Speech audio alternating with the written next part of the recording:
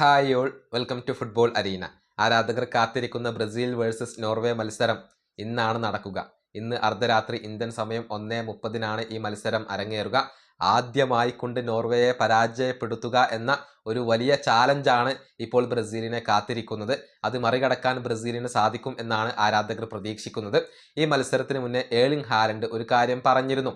അതായത് ഈ മത്സരത്തിൽ നോർവേക്ക് വിജയ സാധ്യതകൾ വളരെ കുറവാണ്, ബ്രസീലിന് തന്നെയാണ് ഏറ്റവും കൂടുതൽ വിജയ സാധ്യതകൾ ഉള്ളത് എന്നായിരുന്നു ഏർലിംഗ് ഹാലൻഡ് പറഞ്ഞിരുന്നത്. അദ്ദേഹത്തിന്റെ ഈ സ്റ്റേറ്റ്മെന്റിനോട് ബ്രസീലിയൻ താരമായ ബ്രൂണോ ഗിമറസ് ഇപ്പോൾ പ്രതികരിച്ചിട്ടുണ്ട്. അതായത് ഏർലിംഗ് ഹാലൻഡ് തന്ത്രശാലിയാണ്.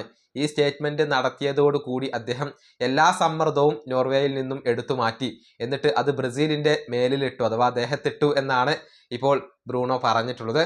അദ്ദേഹത്തിന്റെ വാക്കുകൾ ഇങ്ങനെയാണ്: ഏർലിംഗ് ഹാലൻഡ് വളരെയധികം തന്ത്രശാലിയാണ്.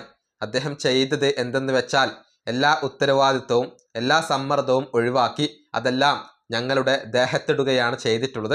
സത്യം പറഞ്ഞാൽ ആളുകൾ എന്ത് ചെയ്യുന്നു എന്നുള്ളതിന് ഞാൻ വലിയ ശ്രദ്ധയൊന്നും നൽകാറില്ല. ഫുട്ബോൾ എന്നുള്ളത് കളത്തിൽ തീരുമാനിക്കപ്പെടുന്ന ഗെയിമാണ്. ഇതൊരു മികച്ച മത്സരമായിരിക്കും, കടുത്ത മത്സരമായിരിക്കും.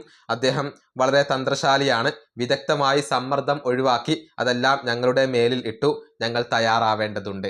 ഇതാണ് ബ്രൂണോ ഗിമറസ് പറഞ്ഞിട്ടുള്ളത്.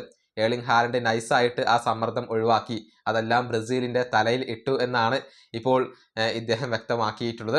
ഏതായാലും ഇതുവരെ ഒരൊറ്റ തവണ പോലും നോർവേയെ പരാജയപ്പെടുത്താൻ കഴിഞ്ഞിട്ടില്ല എന്ന ഒരു ചരിത്രം അവിടെയുണ്ട്. പക്ഷേ ബ്രസീലിന്റെ ഇപ്പോഴത്തെ പ്രകടനത്തിൽ ആരാധകർക്ക് ആത്മവിശ്വാസമുണ്ട്.